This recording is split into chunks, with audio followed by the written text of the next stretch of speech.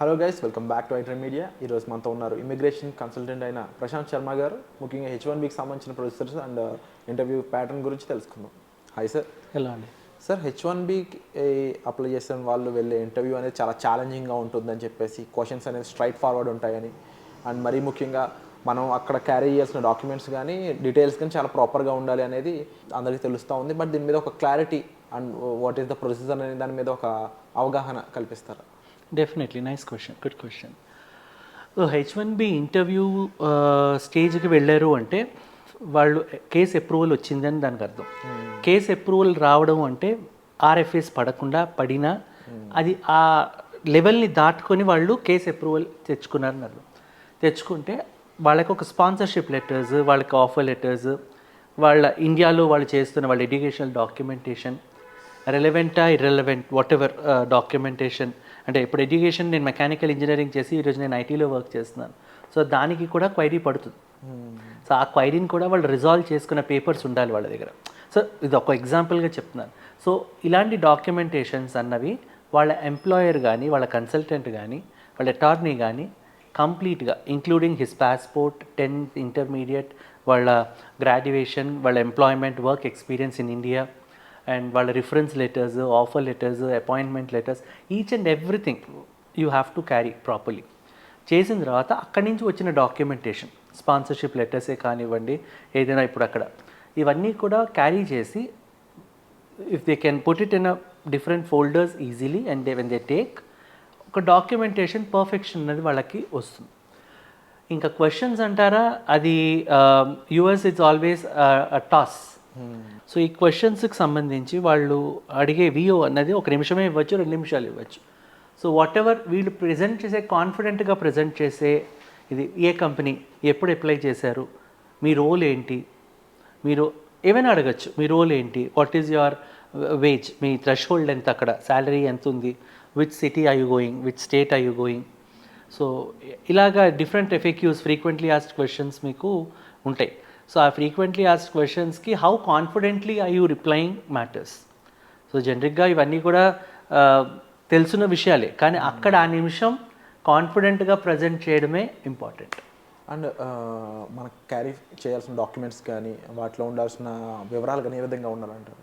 వివరాలు ఏ విధంగా క్యారీ చేసే డాక్యుమెంట్స్ ఇప్పుడు చెప్పినట్టు వాళ్ళ all educational documents, employment documents, offer letters, relieving letters, and ఇక్కడి నుంచి వాళ్ళు ఒకవేళ H1 మీద వెళ్తున్నారా, L1 మీద వెళ్తున్నారా, ఆ కంపెనీ ట్రాన్స్ఫర్ లెటర్స్, ఆర్ ఇప్పుడు అక్కడి నుంచి యూఎస్ నుంచి వాళ్ళు ఆఫర్ పంపిస్తే అవి.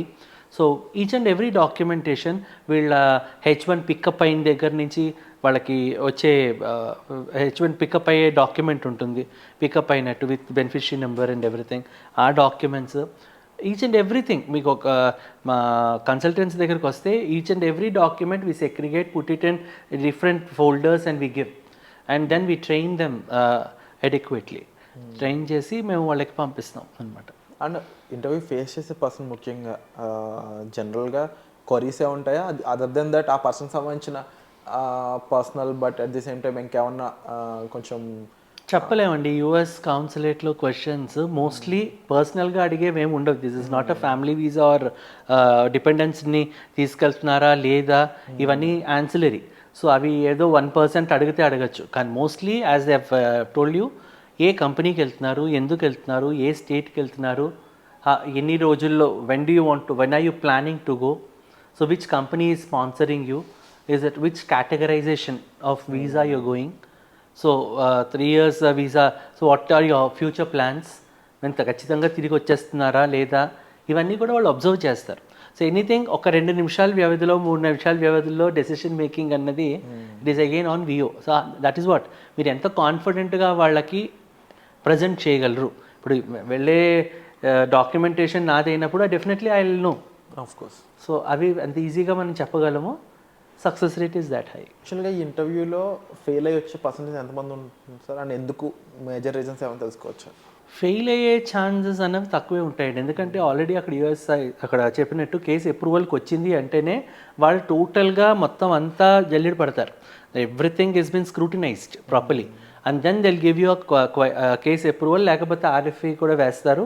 ఆర్ఎఫ్ఈ కూడా అటార్నీస్ రిజాల్వ్ చేస్తారు. కాబట్టి కేసు అప్రూవల్కి వచ్చిన తర్వాత రిజెక్షన్ అయ్యే ఛాన్సెస్ చాలా తక్కువ. కానీ నేను చెప్పేది అదే, ఏదైనా వీళ్ళు తడబడినా చేసినా for no reason, so that might be for ఒక ఫియర్ ఉంటుంది ఎవరికైనా, నమ్మో ఏమవుతుంది, ఒక ఆందోళన, ఒక టెన్షన్, ఎలాగా వాట్ అని. సో ఆ చిన్న భయం వదిలేస్తే definitely it is a success. And most of the Indians అందులో తెలుగు పీపుల్ అయి ఉండొచ్చు, ఎక్కువ లాంగ్వేజ్ ప్రొఫిషియన్సీ దాని మీద ఇబ్బంది పడుతూ ఉంటారు కదా, అలాంటి వాళ్ళకి మీరు ఏం చెప్తారు? వచ్చిన లాంగ్వేజ్ని కాన్ఫిడెంట్గా మాట్లాడితే చాలు. ఇప్పుడు అందరూ anyone all cannot proactively talk or spontaneously talk. So అక్కడ అడిగే క్వశ్చన్స్కి అంత ధారాళంగా మాట్లాడేది కూడా ఏముండదు అక్కడ. Answer what ever they question you, it's one word answer కావచ్చు, ఒక లైన్ ఆన్సర్ కావచ్చు, దానికి స్పాంటేనిటీకి సంబంధం లేదు. మీరు వెళ్ళే దాంట్లో ఏ కంపెనీ, మీకు వేజ్ రేట్ ఎంత, ఏ స్టేట్కి వెళ్తున్నారు, ఎప్పుడు వెళ్తున్నారు, ఎవరు స్పాన్సర్ చేస్తున్నారు, నీ ప్రీవియస్ ఎక్స్పీరియన్స్ ఏంటి. సో ఇలాంటి బేసిక్ క్వశ్చన్స్ ఫింగర్ టిప్స్ మీద ఎవరికైనా ఉంటాయి.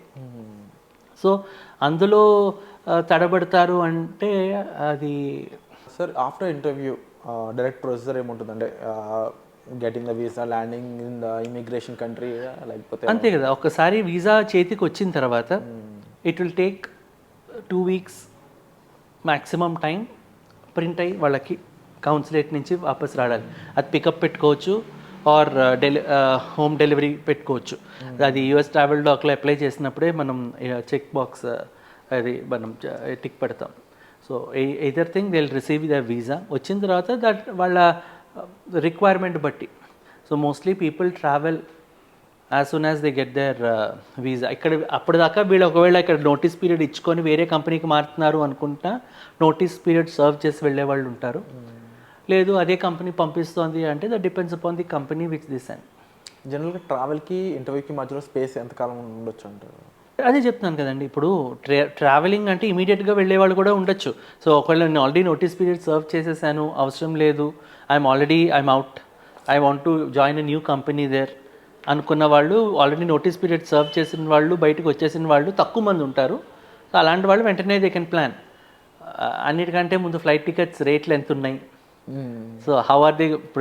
ఒకసారి ఇప్పుడు రైట్ నో సిచ్యువేషన్ ఎలా ఉందంటే హై టికెట్ రేట్స్ ఉన్నాయి, చాలా హై టికెట్ రేట్స్ ఉన్నాయి. బికాజ్ 20 జాన్ 20 తారీఖులోగా స్టూడెంట్స్ అందరినీ వాపస్ వచ్చేయమనే కారణానికి naturally tickets are going shooting sky.